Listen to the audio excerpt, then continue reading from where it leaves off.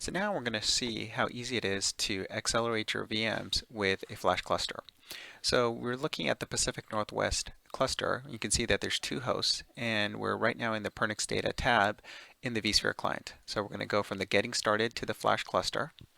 And there's 3 steps to create a flash cluster. So the first step is to actually name the cluster. So in this case, I'm going to name it the Pacific Northwest cluster, just to make it easy.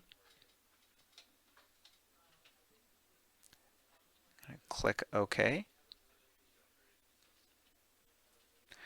The second step is to add flash devices, which can be either SSD and or PCIe cards. And in this case, the two hosts have SSDs, so going to select those and add it to the cluster. And the third, you want to see that they're both being added to the cluster right now. Once they've been added, the third and final step is to add VMs.